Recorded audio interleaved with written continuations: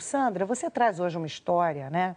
A gente destaca tanto as histórias terríveis dos supremacistas brancos, do discurso de ódio, e você vem aí com uma história de uma superação, né? De uma mudança bonita de se contar. Derek Black, me conte quem é ele. É uma espécie de conto moral da nossa época, assim. É um menino que, quer dizer, hoje ele tem 27 anos, mas que ele cresceu, filho de Don Black, que foi o fundador daquele site Stormfront, que foi até fechado semana passada, que era uma espécie de, conhecido como central de assassinatos. Assim, era o site que todos os extremistas neonazistas frequentavam, né? Esse é o Don Black, o pai dele, e aqui é uma foto do Derek criança, né?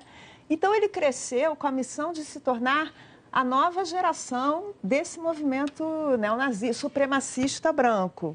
Ele veio com essa missão, ele foi formado, ele tinha uma participação nesse site, ele tinha uma ala, ele tinha um programa de rádio, ele tinha uma ala do site que ele é que fazia. Ele foi criado para odiar. Foi criado para odiar, foi criado para pegar esse bastão e levar adiante. E tem um detalhe curioso que é o seguinte, ele cresceu na Flórida e ele cresceu em frente a Mar-a-Lago, que é a residência de verão. É a Casa Branca de verão, né?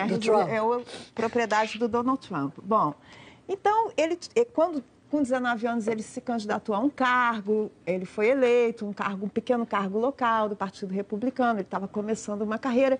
E aconteceu uma coisa na vida dele, porque ele gostava muito de história e ele resolveu entrar para a universidade. Até então, o que tinha também mantido ele nessa bolha é que ele tinha sido escolarizado em casa, porque a família não queria que ele se misturasse com imigrantes, com pessoas de outras raças e outras culturas e tal.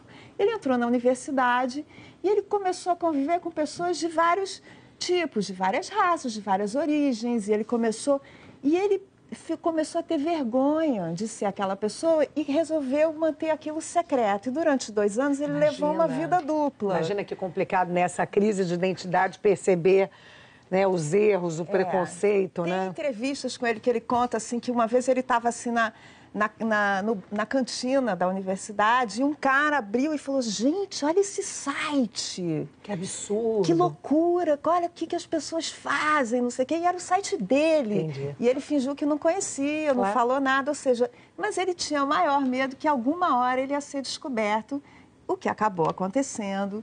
E aí, o que aconteceu? Primeiro, ele foi super hostilizado na universidade. E aí, tinha um amigo dele que pensou assim, sabe o quê? Não adianta hostilizar esse cara. A gente tem que tentar conversar com ele. Vamos dialogar.